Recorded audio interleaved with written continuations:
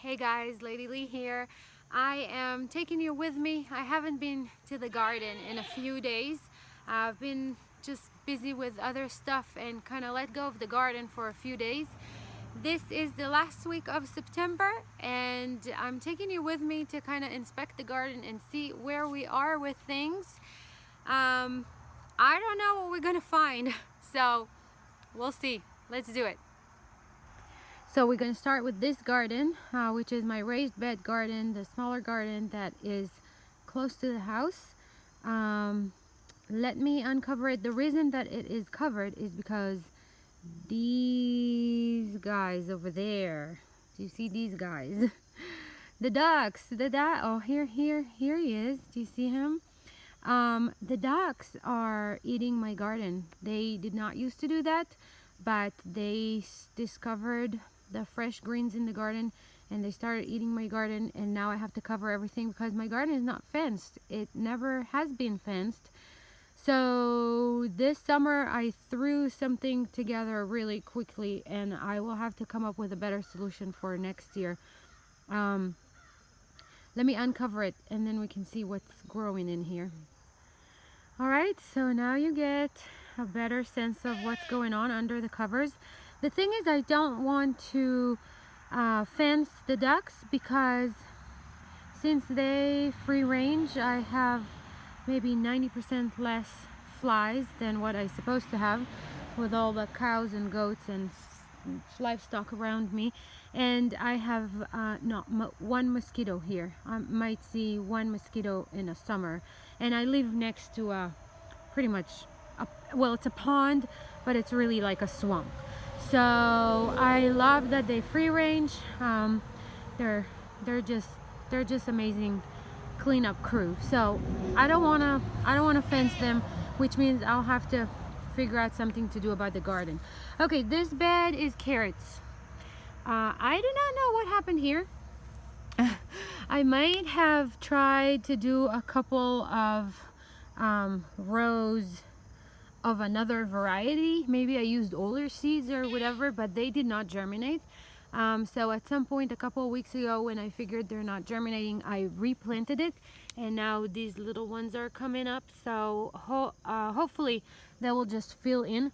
I already thinned this bed once, and I have another video on YouTube on how I thin my carrots, but I did the first stage here, and soon there'll be baby carrots here and I'll be able to do the second stage of thinning. So this is a carrot bed, and I have another carrot bed right there, which you can see did not germinate very well. I planted carrots the last week of August, which was about a month ago, but the last week of August in North Carolina, central North Carolina, where I am, zone 7B, is still warm, and the struggle is to get these things to germinate at the end of the summer when the soil is so warm. So I'll take what I can get, but not everything germinated in this bed. Actually, look at this bed even did worse. This was originally a carrot bed, and you can see a few carrots here, but almost none of it germinated. And I actually planted it twice, and it just did not want to get going. So I ended up just planting arugula. So this is arugula, and they'll come up and we'll have something to eat from this bed so we don't waste the space. This bed is beets. I love beets. Can't say that I feel like I've 100% mastered the beet growing ordeal, but I do love to eat beets, so I'll keep trying until I'm 100% at it. But I already thinned this bed as well. Same problem with carrots. It's hard for us to get them to germinate at the end of summer when the soil is so hot. Whatever didn't germinate, I replanted more beets and they are coming up. I do not know if they'll reach maturity because it's actually a little chilly for this time of the year right now. So if not, we'll just eat them as greens, so that's good too. The chards I actually planted in the spring, so It's been here for a while. It kind of stopped growing during the summer, and now it is waking back up with beautiful green leaves that I steam and freeze and make chard patties with, which the recipe is on the blog. This is another beet bed. This one germinated pretty well. I already thinned it once, and I might have to go back and look over it again. And then here I have my little bed of parsley and my little bed of cilantro, and I want to tell you that you have never tasted cilantro and parsley unless you grew it yourself. They're so flavorful and so much fun to add to recipes and soups, you know, winter soups. And they're so much more flavorful than the ones we can get at the store. Alright, so this is this garden, and I'll cover it back up and we'll move on to the bigger garden. The sweet potatoes are crazy, you guys, but as you can see, they are starting to die, so it's getting a bit too chilly for them, and they're getting to the end. I'll probably give them a couple more weeks, and then I will harvest them. And look at this friend that we have here. You are gonna have to move in like a week or so because I need to work here. So do your thing for another week, and then you have to move, okay? Good. These are purple sweet potatoes, not the regular orange sweet potatoes. Purple sweet potatoes. All right, so this is the other garden. I have about 21 10-feet rows here, and somebody asked me on Facebook if there's a reason why I do a lot of rows that are short and not just long rows. And yes, there is a reason. I just don't like to mix crops in one row, and I don't need 50 feet of lettuce. I just don't have anything to do with it. I can't even sell that much at the farmer's market, so I prefer to have, you know, shorter rows and just one thing per row.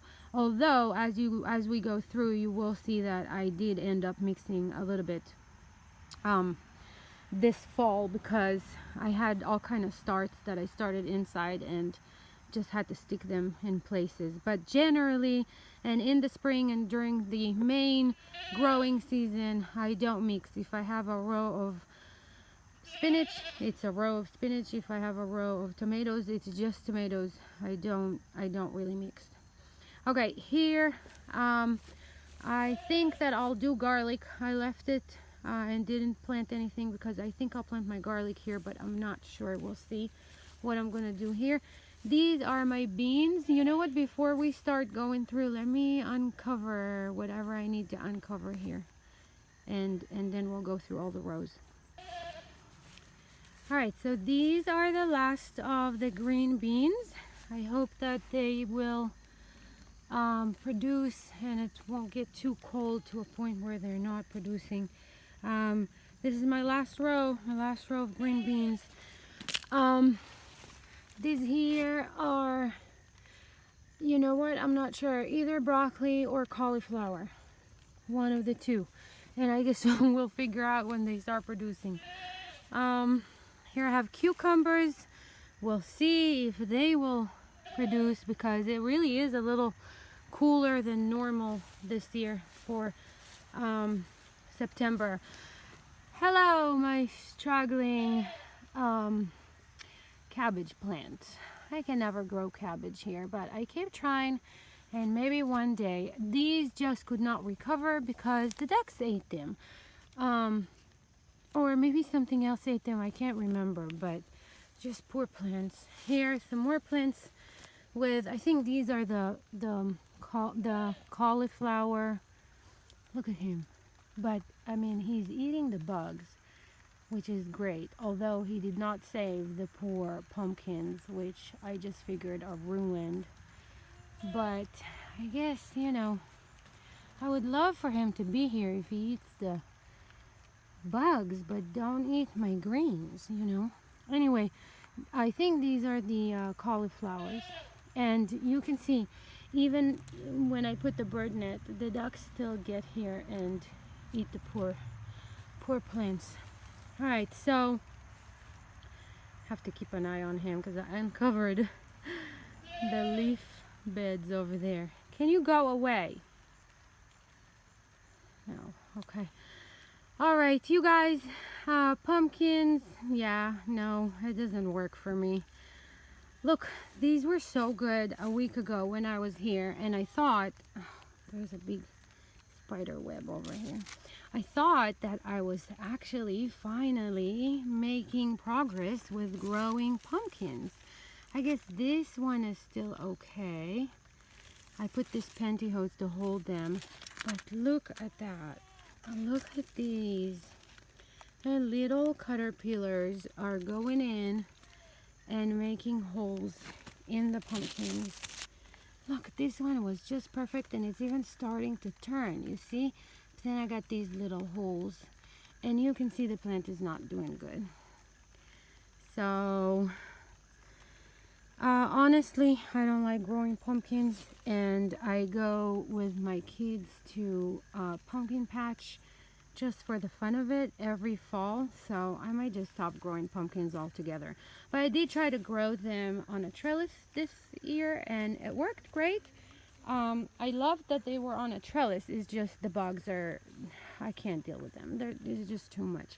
This is my last row of tomatoes. I had 7 or 8 of these rows in this garden were tomatoes, and they're all gone. Tomatoes are done, except of the Matt's Wild, which they stay and they pretty much produce my salad tomatoes by, the end of August. I have all of the canning tomatoes that I want in the freezer, and then all I need is salad tomatoes. So I leave these plants and they keep producing until it gets really cold in October, and then they're done. But they'll just keep on. There's about a bazillion tomatoes here. All these red little things. You can eat tomatoes until you are red in the face. So I just leave them, and I always grow these. They're just amazing. You can see that the plants is like they're going backwards now, but they're still producing. There's still a whole lot of tomatoes, definitely enough for my daily salads. All right, these are peas, snow peas. You guys, the ants are horrible this year. I do not know where all these ants came from, but you'll see in a minute. I have ants and ants and ants and just more ants here.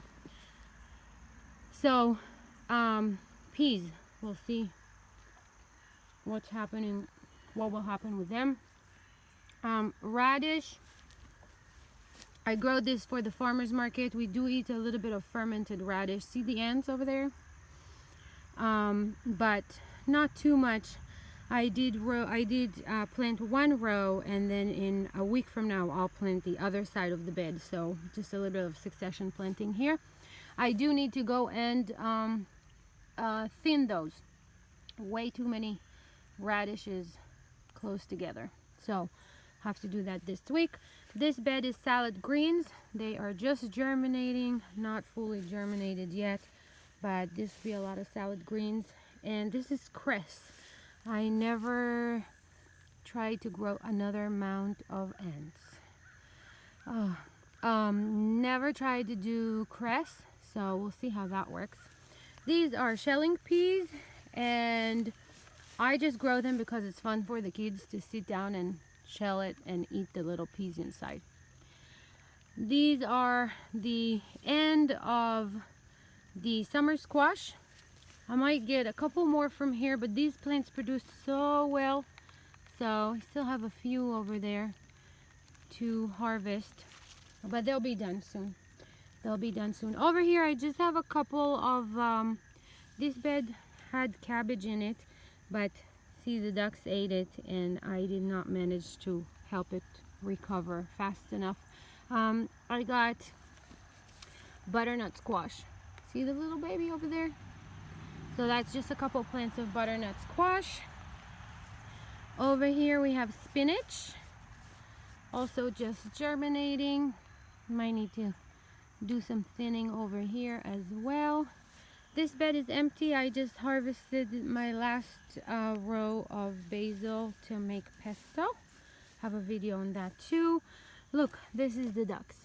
See, they just eat the leaves. I don't know if this plant will survive, but this is broccoli. The last plant over there by the last stake also suffered from the ducks.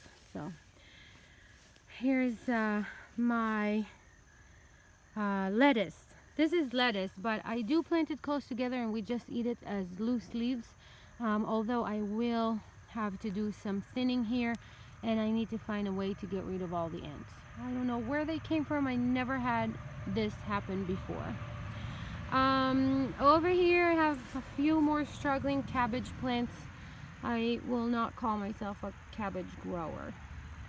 So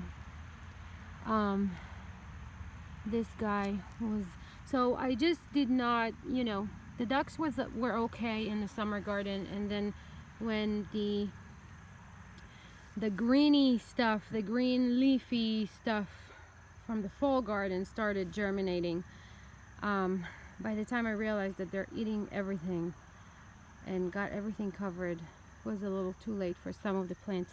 And this is what happens when you send your 7-year-old to get rid of all the okra plants. So this is one plant that I have to tell you I will not be growing anymore. Just takes so much space for just a little bit of okra thingies. And I mean, they're okay fried, but they're not the best thing ever.